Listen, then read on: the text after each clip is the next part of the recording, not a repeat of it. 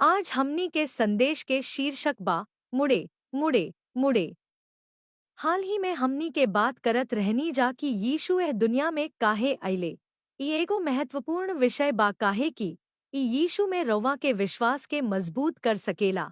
अगर रवा नइखी जानत कि यीशु एह दुनिया में काहे अइले या वो हमनी खातिर का कैले बाडन औरी का कर रहल बा, त रवा अपना जीवन खातिर भगवान के योजना के ना समझ सकेनी।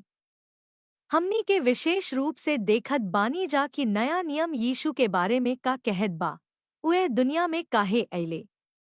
नया नियम के दस्तावेज यीशु के गवाहन द्वारा या ओ गवाहन के करीबी लोग द्वारा लिखल गयल बा।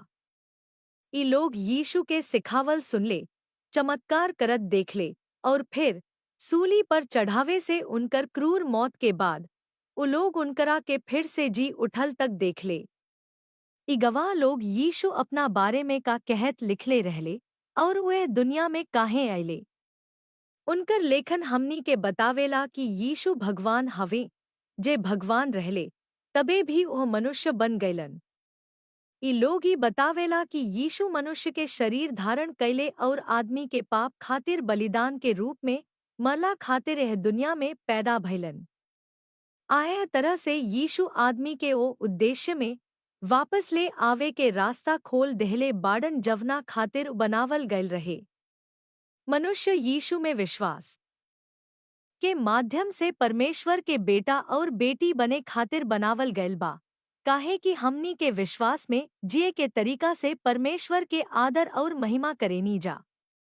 इफिसियों अध्याय 1:4 और 5, इफिसियों अध्याय 1:12, पहला पत्रस अध्याय 2:9, प्रेरितों के काम अध्याय 9:26, पहला पत्रस अध्याय 3:18 आदि। परमेश्वर आदमी के ऐसन बनवले बाडन ताकि वो अपना आत्मा और अनंत जीवन के साथ ओकरा में रह सकस और फिर वो आदमी के माध्यम से अपना के व्यक्त कर सकस। काहे कि हमनी के यीशु में विश्वास के माध्यम से परमेश्वर के शासन के तहत रहत बानी जा। लेकिन पाप हमनी के ओह उद्देश्य से दूर कर दिए बा जवना खातिर हमनी के बनावल गईल बानी जा, काहे कि सब पाप कईले बाड़े अवुरी परमेश्वर के महिमा से दूर हो गईल बाड़े। रोमियो अध्याय 3:23। यीशु हमनी के खोजे और बचावे खातिर अइले जे हेराइल बानी, हमनी के जे पाप के कारण परमेश्वर से कटल बानी जा और अपना बनावल उद्देश्य से भटक गाइल बा। वो हमनी के पाप से बचावे खातिर आइल रहले। लूका अध्याय 19:10, मत्ती अध्याय 1:21। क्रूस पर यीशु के बलिदान इतना प्रभावी रहे कि जब हमनी के परमेश्वर के ओर मुड़त बानी जा तो हमनी के माफ कर सकेलन, हमनी के जीवन में निवास कर सकेलन और हमनी के अपना बेटा बेटी के रूप में आपन स्थिति में वापस ले आ सकेलन। यूहन्ना अध्याय 1:12। पाप भगवान के नैतिक नियम के उल्लंघन हा। परमेश्वर के नियम सही और गलत के उनकर मानक हा। पहला यूहन्ना अध्याय 4:5। पाप के सार भगवान के तरीका के विपरीत आपन रास्ता चुनल हा। यशाया अध्याय 53:6। इंसान नैतिक प्राणी हा, मतलब कि हमनी के सही गलत के जाने अवुरी नैतिक चुनाव करे में सक्षम बानी। लेकिन परमेश्वर के मानक के पालन करे के बजाय हमनी के आपन मानक बनवले बानी जा। भगवान के बेटा बेटी के रूप में अपना अवस्था में वापस आवे खातिर हमनी के नैतिक बदलाव करे के चाही और अपना के भगवान खातिर जिए खातिर बदले के चाही, उनकर मानक के अनुसार, जवन की हमनी के अपना मानक के विपरीत बा। दूसरा कुरिन्थियों अध्याय 5:15। यीशु सबके खातिर मरलन ताकि जे उनकर नया जीवन पावेलन उ लोग अब अपना के खुश करे खातिर ना जिए, बल्कि उ लोग यीशु के प्रसन्न करे खातिर जियत रहले। आज रात हमनी के यह तथ्य के बारे में बात करत रहब जा कि यीशु हमनी के पाप से बचावे खातिर आइले। मत्ती, यीशु के मूल 12 प्रेरितन में से एगो, अपना नया नियम के किताब में दर्ज कैले बाडन की यीशु कहले बाडन, काहे कि हम धर्मी लोग के ना बोलावे आइल बानी, बलुक पापी लोग के पश्चाताप करे खातिर आइल बानी। मत्ती अध्याय 9 पद 13। पछतावा शब्द से लोग के असहजता महसूस हो सकता। आज के बहुत सारा लोकप्रिय शिक्षा में पश्चाताप शब्द के नरम क के मन बदले के मतलब बनावल गैल बा। पश्चाताप शब्द के नया सिरा से जोड़ल गैल बा। हालांकि ई परिभाषा पश्चाताप के एगो प्रमुख तत्व के छोड़ देले बा। पश्चाताप एगो नैतिक काम ह गलत के पहचानल और फिर गलत से मुड़ के सही करे के चुनल। नैतिकता के परमेश्वर के मानक के अनुसार, सही और गलत के उनकर मानक के अनुसार। पश्चाताप के मतलब होला पाप से मुड़ल। पश्चाताप एगो बदलाव ह जवन कर्म के माध्यम से व्यक्त होला, यानी भगवान के आज्ञाकारिता। पश्चाताप में बेहतरी खातिर बदलाव शामिल बा, जवना के मतलब बा कि पाप से मुड़ल और परमेश्वर के ओर मुड़ल। यह शब्द के पहला बेर नया नियम में इस्तेमाल भइल जब यूहन्ना बपतिस्मा देवे वाला आदमी लोग से पश्चाताप करे के आग्रह कैलन, ई कहत कि परमेश्वर के राज्य नजदीक आ गैल बा। मत्ती अध्याय 3 पद 2। जब धार्मिक अगुवा लोग के एगो समूह सदुकी और फरीसियन यूहन्ना के जांच करे आइल, तो उनकरा से कहलस, रौवा पश्चाताप के अनुसार फल देत हई। मत्ती अध्याय 3 पद 8। रौवा अपन जे के तरीका से साबित करी कि रौवा सचमुच अपना पाप से पश्चाताप कैले बानी। तब से रौवा भगवान के ओर मुड़ गईल बानी। लूका अध्याय 15 पद 11 और 32 उड़ावे वाला बेटा के दृष्टांत पश्चाताप के एगो साफ दृष्टांत हा। इ तीन दृष्टांत में से एगो रहे जवन यीशु धार्मिक प्रधान लोग के जवाब में बतवले रहले, जवन यीशु के पापी और करदाता लोग के साथे खाना खाए के आलोचना कईले रहले। इ दृष्टांत साफ करेला कि खोवल इंसान अभी भी परमेश्वर खातिर मूल्यवान बाड़े, भले ही अपना पाप के कारण अपना बनावल उद्देश्य से कट गईल बाड़े। बेटा के दृष्टांत में यीशु एगो नवही के बारे में बतवले बाड़न जवन आपन विरासत लेके अपना पिता के घर छोड़ के आपन सब पैसा जंगली पापपूर्ण जीवन जिए में खर्च कर देहलस। जब सुअर के गोदाम में भूखला गंदा हो गयल तो अपना बाबूजी के घरे वापस जाए के फैसला कैलन, जहां नौकर चाकर ओकरा से भी बढ़िया रहे। कुछ लोग कहेला कि बेटा आपन मन बदल के पश्चाताप के घरे लवट गईल, काहे कि ओकरा एहसास भइल कि उनुकर जिए के तरीका ओकरा खाती निमन नइखे, अवुरी बाप के घरे के जिंदगी बेहतर बा। अगर कुछ हो ना तो ओकर बाबूजी ओकरा साथे कम से कम भाड़ा के नौकर के जैसी व्यवहार करी है। लेकिन ओकरा पश्चाताप में एकरा से ज्यादे कुछ हो बा। एह आदमी के एहसास भइल कि ऊ भगवान अपना पिता के खिलाफ पाप कैले बा, आशेमा के लायक नइखे। लूका अध्याय 15 पद 17 और 21।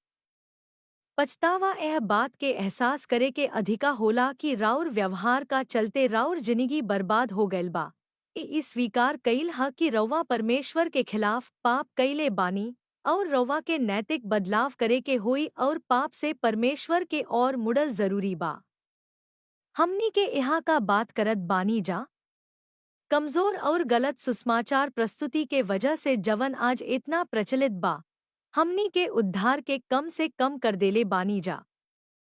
बस अपना दिल में यीशु से बात करी त रौवा उद्धार पाइब और केहू रौवा के ना बतावे कि रौवा उद्धार नइखी भइल। नैतिक चुनाव कैले बिना रौवा प्रार्थना ना कर सकेनी। पश्चाताप में एगो नैतिक बदलाव शामिल बा, अपना खातिर जिए से परमेश्वर खातिर जिए तक। एकर मतलब होला पाप से धर्म में मुड़ल। सुसमाचार के लोग खातिर औरी आकर्षक बनावे के कोशिश में हमनी के परमेश्वर के सेवा के फायदा पर जोर देले बानी जा, जैसे कि यीशु के पास आवे के और उरौवा के मदद करी है। लेकिन हमनी के एकर एगो प्रमुख पहलू के छिपा देले बानी जा। पश्चाताप जीवन में एगो बुद्धिमान मोड़ अपना तरीका से जिए से परमेश्वर के इच्छा के अनुसार जिए के और उनकर आज्ञा माने के चुनाव। यीशु के मुवलन में से जी उठला के बाद वो अपना प्रेरित लोग के पूरा दुनिया में भेजलन की उ लोग पश्चाताप के संदेश देवे। यीशु कहले, हाँ, बहुत पहले लिखल गयल रहे कि मसीह तीसरा दिन कष्ट उठाई, मर जय हैं और मुवलन में से जी उठ जय हैं। हमरा अधिकार से पश्चाताप के इस संदेश सब जाति के बीच ले जा, काहे कि यरूशलेम और हमरा और मुडल सब लोग खातिर पाप के माफी हा। लूका अध्याय 24 पद 46 और 47। 50 दिन बाद यीशु के मूल प्रेरितन में से एगो पतरस पेंटेकुस्त के दिन यरूशलेम में जुटल भीड़ के सामने आपन पहिला सार्वजनिक प्रवचन दहलन। पतरस भीड़ से कहले कि भले ही उ लोग यीशु के सूली पर चढ़वले बाड़े, लेकिन पवित्र शास्त्र के पूरा करे खातिर परमेश्वर उनुका के मुवलन से जिंदा कइले। प्रेरितों के काम अध्याय 2 पद 22 और 37। उ लोग पतरस से पूछले कि अब उ लोग के का करे के चाही। उ जवाब दहलन, तोहनी में से हर केहू के अपना पाप से परमेश्वर के ओर मुड़ल जाव और अपना पाप के माफी खातिर यीशु मसीह के नाम से बपतिस्मा लेवे के चाही, तब तोहरा पवित्र आत्मा के वरदान मिल जाई। प्रेरितों के काम अध्याय 2 पद 38। प्रेरितों के काम अध्याय 2 पद 38। दिल के बदलाव होखे, यानी पाप से नफरत आ दुख के साथ दिल के बदलाव होखे, पश्चाताप करें, आपन विचार बदली और यह में परमेश्वर के इच्छा के नकारला के बजाय ओकरा के अपना भीतर स्वीकार कैल शामिल बा। प्रेरितों के काम अध्याय 2 पद 38 और 39। और अपना पाप के माफी खातिर यीशु मसीह के नाम से बपतिस्मा ली, तब तोहरा पवित्र आत्मा के वरदान मिल जाई, काहे कि पिता के ओर से मिलल ई वादा तोहनी खातिर, तोहनी के लइकन खातिर आउ सब गैरयहूदी लोग खातिर भी बा, जेकरा के हमनी के परमेश्वर प्रभु बोलवले बाड़े। एह अंश में ध्यान दी कि पाप के माफी से पहिले पश्चाताप होला। इहो ध्यान दी कि पवित्र आत्मा परमेश्वर के आत्मा के प्राप्त कैल पश्चाताप के शर्त पर बा। पेंटेकोस्ट के कुछ समय बाद पतरस और यूहन्ना प्रार्थना करे खातिर मंदिर में गईले और यीशु के नाम से एगो आदमी के जन्म से ही अपंग के ठीक कईले। जब भीड़ जुट गईल तब पतरस उ लोग के जी उठल प्रभु यीशु के बारे में प्रचार कईले, जेकरा के उसूली पर चढ़वले रहले। प्रेरितों के काम अध्याय 3 पद 1 और 18। तब पतरस उनकरा के मन परिवर्तन करे के आग्रह कैलन। यहाँ अनुवाद कैल गैल ग्रीक शब्द के मतलब होला अपना खातिर जिए से भगवान के और मुड़ल भा भगवान के और लवटल। प्रेरितों के काम अध्याय 3 पद 19। से तुरंत पश्चाताप करी, तुरंत आपन नजरिया बदली और एगो सही चरित्र विकसित करी, ताकि राउर पाप मिटा सके। तब पश्चाताप करी, आपन मन आ उद्देश्य बदली, पाप से मुड़ के भगवान के पास वापस आ जा ताकि राउर पाप मिटा सके। पतरस यह शब्दन से अंत कैलन। जब परमेश्वर अपना बेटा यीशु के जिंदा कैलन, तो उस सबसे पहिले उनकरा के रौवा इस्राएल के लोग के लगे भेजलन कि उ रौवा में से हर एक के आशीष देस, रौवा के पाप के रास्ता से मोड़ के। प्रेरितों के काम अध्याय 3 पद 26। ध्यान दी कि पतरस के अनुसार यीशु ओह लोग के आशीष देवे खातिर आइले, जेकरा के परमेश्वर बोलावेलन पाप से मुंह मोड़ के। मानवता के सबसे बड़ समस्या पाप ह। जीवन के अपना तरीका से जिए के चुनल आ सही गलत के आपन मानक के ब्रह्मांड के रचिता के मानक से ऊपर रखल। नया नियम के प्रेरितों के काम के किताब यीशु के पहिला प्रेरित लोग के गतिविधि के विवरण हा, जब वो लोग यीशु के जी उठला और पाप के माफी के प्रचार करे खातिर दुनिया में गईलन। प्रेरितन के काम में हमनी के पाता चलेला कि जब लोग यीशु में विश्वास कैले तो उनकरा के परिवर्तन के प्रभु के और मुड़ल के रूप में वर्णित कैल गयल। प्रेरितों के काम अध्याय 9 पद 35 कहत बा कि लिड्डा शहर और पास के सारोन के पूरा आबादी प्रभु के और मुड़ गयल। प्रेरितों के काम अध्याय 11 पद 20 और 21 में लिखल बा कि सीरिया के अंताकिया में बहुत संख्या में गैरयहूदी लोग विश्वास कैल और प्रभु के और मुड़ल। प्रेरितों के काम अध्याय 15 पद 3 हमनी के बतावेला कि फिनिक्स और सामरिया में गैरयहूदी लोग के बहुतायत में परिवर्तन हो रहे। प्रेरित लोग समझवले कि पाप से मुक्ति के और मुड़ला में पश्चाताप और परिवर्तन शामिल होखे के चाहिए, यानी कि पाप से बुद्धिमानी से परमेश्वर के आज्ञाकारिता में मुड़ल। ध्यान दी कि प्रेरितों के काम के किताब में ऐसन लोग के वर्णन नइखे कइल गइल जे प्रेरित के संदेश के जवाब देहले। उ लोग उद्धार भइल, उ लोग यीशु के नाम से प्रार्थना कइले और यीशु में विश्वास के द्वारा नया जन्म लेहले। उ लोग कबूल कइले कि यीशु प्रभु हवे। उ लोग भगवान के ओर मुड़ गइले। उ पश्चाताप कइले अवुरी परिवर्तित हो गइले। प्रेरित पौलुस मूल 12 प्रेरितन में से ना रहले। जी उठला के लगभग 2 साल बाद प्रभु यीशु पौलुस के सामने प्रकट भइले, जब पौलुस मसीही लोग के गिरफ्तार करे और जेल में डाले खातिर जात रहले। प्रेरितों के काम अध्याय 9 पद 1 और 6। यीशु पौलुस के पश्चाताप और पाप से परमेश्वर के ओर मुड़ला के संदेश देवे के आदेश देहलन। प्रेरितों के काम अध्याय 26 पद 18 और 20। यीशु कहले, हम तोहके भेजत बानी कि उ लोग के आँख खोली, ताकि उ लोग अन्हार से रोशनी में आ जास और शैतान के शक्ति से परमेश्वर के ओर मुड़ सके, ताकि उ लोग पाप के माफी पावे। हम पौलुस स्वर्गीय दर्शन के अवहेलना ना कैनी, बल्कि घोषणा कैनी कि उ लोग पश्चाताप करस और परमेश्वर के ओर मुड़स, अपना पश्चाताप के अनुसार काम करस। ध्यान दी कि पौलुस कैसे ओह लोग के विशिष्ट परिवर्तन के अनुभव के वर्णन कैले बाडन जेकरा के उ थिस्सलुनीकी, लुस्त्रा और एथेंस शहरन में प्रचार कैले बाडन। थिस्सलुनीकियों, रवा जीवित और सच्चा परमेश्वर के सेवा करे खातिर मूर्ति से पीछे हट गईनी। आ स्वर्ग से परमेश्वर के बेटा के आवे के इंतजार कर रहल बानी। पहला थिस्सलुनीकियों अध्याय 1 पद 9 और 10। लुस्त्रा में पौलुस आ बरनबास परमेश्वर के शक्ति से एगो आदमी के जन्म से ही अपंग आदमी के ठीक कैले। इ देख के भीड़ पौलुस आ बरनबास के खातिर पशु बलिदान देवे के चाहत रहे। दुनू जने भीड़ के रोक दहलन कि हम तोहरा जैसन मनुष्य हईं, हमनी के तोहनी के सुसमाचार देवे खातिर आयल बानी जा कि तोहनी के यह बेकार चीजन से जिंदा परमेश्वर के ओर मोड़ दी जा। प्रेरितों के काम अध्याय 14 और 15। एथेंस में, जहां पौलुस हर जगह मूर्ति पूजा देखले रहले, उ प्रचार कैले, हमनी के अज्ञानता के समय में परमेश्वर अनदेखी कैले, लेकिन अबु हर जगह के सब लोग के पश्चाताप करे के आज्ञा देले बाड़े, काहे कि एगो दिन तय कैले बाड़े जवना प उ दुनिया के धार्मिकता से न्याय करिहे। प्रेरितों के काम अध्याय 17 पद 30 में बा। शायद रौरा सोचत होखब कि ई बात हमनी पर लागू ना होखे, काहे कि हमनी का मूर्ति के पूजा ना करेनी जा। हमनी के पाप मन हमनी के भीतर सबसे बड़ मूर्ति हा। पौलुस ओ लोग के बारे में लिखले बाडन जेकर पेट उनकर परमेश्वर हवे। फिलिप्पियों अध्याय 3 पद 19। हमनी के सब केहू भगवान के इच्छा से आगे आपन इच्छा के राखेनी जा।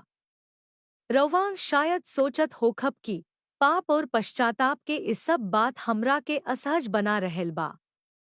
आखिर भगवान एगो बढ़िया भगवान आ प्यार करे वाला पिता हवे, कठोर टास्क मास्टर ना। रवा बिल्कुल सही कहत बानी, भगवान अच्छा आ प्रेमी हवे। दरअसल बाइबल कहत हव कि यह परमेश्वर के भलाई ह जवन मनुष्य के पश्चाताप के ओर ले जाला। रोमियो अध्याय 2 पद 4। का रवा यह बात के एहसास नइखे कि परमेश्वर रवा के साथे केतना दयालु, सहिष्णु और धैर्यवान रहलन। का रवा नइखी देख सकत कि उ रवा के पाप से मुड़े खातिर समय देके केतना कृपालु रहलन। रोमियो अध्याय 2 पद 4। हमनी में से केहू कबो पहिले प्रभु के पास ना आ सकेला, जब तक कि परमेश्वर अपना भलाई और प्रेम में हमनी के अपना आत्मा से ना खींच लेव। पश्चाताप एगो वरदान हा, भगवान के कृपा आ दया हा। परमेश्वर पवित्र आत्मा हमनी के बोलावेलन, हमनी के प्रभु यीशु के सुंदरता और हमनी के जरूरत के देखा के प्रभावित करेलन, हमनी के स्वतंत्र इच्छा के उल्लंघन कैले बिना। यीशु कहले, जब तक हमरा के भेजल पिता ओकरा के ना खींच लेव और ओकरा के हमरा लगे आवे के इच्छा ना देस, तब तक केहू हमरा लगे ना आ सकेला। यूहन्ना अध्याय 6:44। एह नैतिक बदलाव, एह पश्चाताप खातिर अलौकिक मदद के जरूरत बा। अगर भगवान हमनी के ना बोलवले रहते, अवुरी कृपा अवुरी दया ना कैले रहते त हमनी के अपना सृष्टि के उद्देश्य से हमेशा खाती दूर हो गईल रहती, अवुरी हमेशा खाती भगवान से अलग हो गईल रहती। ध्यान दी कि जब उड़न बेटा अपना बाप के घरे लवटल तो अपना पिता से दया के गोहार लगवलसी कि हमरा के खाली मजदूर मान ली। लूका अध्याय 15:19। उनकर बाबूजी बेटा पर तरस खा के माफ कके शुद्ध कके घर में अपना बेटा के रूप में अपना जगह पर वापस ले आइले। लूका अध्याय 15:22-24। प्रेरित पौलुस भी पाप से बचावे में परमेश्वर के दया के प्रशंसा कैले। अपना मन परिवर्तन से पहिले पौलुस यीशु के लोग के क्रूर सतावे वाला रहले। ध्यान दी कि पौलुस अपना बारे में और परमेश्वर के बारे में का लिखले बाडन। आई तीमुथियुस अध्याय 1:15-16 ई वचन भरोसेमंद और पूरा स्वीकार करे लायक बा कि यीशु मसीह पापी लोग के बचावे खातिर दुनिया में आइले, जेकरा में हम सबसे आगे बानी। लेकिन हमरा एह कारण से दया मिलल ताकि हमरा में सबसे पहिले यीशु मसीह अपना पूरा धैर्य के एगो उदाहरण के रूप में प्रदर्शित कर सकस, जे अनंत जीवन खातिर उनकरा पर विश्वास कैल चाहत रहले। पौलुस जानत रहले कि परमेश्वर हमनी के आपन धर्मी पवित्र संतान बने खातिर बचा लेले बाड़े। यीशु निहन बेटा बेटी जवन परमेश्वर के पूरा तरीका से प्रसन्न करी है। पौलुस यहो लिखले बाडन कि परमेश्वर जेकरा के चुनले बाडन, ओहो अपना बेटा के रूप में होखे के पहिले से तय कैले बाडन। रोमियो अध्याय 8:29। चरित्र और व्यवहार में तेजी से यीशु जैसन होखल एगो ऐसन प्रक्रिया है जवन तब शुरू होला जब हमनी के अपना मूर्ति पापपूर्ण मन के सेवा से जीवित और सच्चा परमेश्वर के ओर मुड़ जानी जा। जब हमनी के पश्चाताप करेनी जा और परमेश्वर के ओर मुड़ जानी जा, तो अपना आत्मा के द्वारा हमनी के जीवन में निवास करेलन और हमनी के बदले और बहाल करे खातिर काम करे लागेलन। जब हमनी के अपना इच्छा से ऊपर परमेश्वर के इच्छा रखत बा। दूसरा कुरिन्थियों अध्याय 3:18। पौलुस मसीही लोग के लिखले बाडन, रवा के अपना जीवन में परमेश्वर के उद्धार के काम के अंजाम देवे खातिर औरी सावधान रहे के चाही। गहरा श्रद्धा और भय के साथ परमेश्वर के आज्ञा के पालन करे के चाही, काहे कि भगवान रवा में काम कर रहल बाड़े। रवा के उनकर आज्ञा माने के इच्छा और उनकरा के खुश करे के शक्ति दे रहल बाड़े। फिलिपियों अध्याय 2:12-13। परमेश्वर अपना पवित्र आत्मा के माध्यम से हमनी के पाप से मुड़े में सक्षम बनाए है, काहे कि हमनी के आपन इच्छा के खिलाफ उनकर आज्ञा माने के चुनेनी जा। वो हमनी के प्रभावित करी है और हमनी के ताकत प्रदान करी है जवन हमनी के जीवन में उनकर इच्छा पूरा करे खातिर जरूरी बा। और परमेश्वर के हमनी के सफलता खातिर, हमनी के परिवर्तन खातिर और हमनी के बहाली खातिर सब महिमा मिलेला। पाप और पश्चाताप के बाद कुछ मसीही लोग के असहज बनावेला, ऐसे ना कि उ लोग ईमानदारी से प्रभु के ओर मुड़ल नइखन, बल्कि ऐसे कि उ लोग अभी भी पाप करत बाड़े। उ लोग अभी भी मसीह के जैसन बने खातिर संघर्ष कर रहल बाड़े। ई पूरा तरीका से संभव बा कि वास्तव में प्रभु के ओर मुड़ल जाव और फिर भी संघर्ष कैल जाव, काहे कि रवा एगो तैयार काम चल रहल बानी पूरा तरह से उनकर बेटा या बेटी, लेकिन अभी तक पूरा तरह से मसीह के प्रतिरूप के अनुरूप नइखी। जैसे जैसे रवा उनकरा प्रति वफादार रहब, जे रवा में एगो अच्छा काम शुरू कैले बा, ओकरा के पूरा करी। फिलिपियों अध्याय 1:6। हालांकि हमनी के कहा जात बानी जा, एकरा के समझला से हमनी के व्यवहार पर असर पड़े के चाही।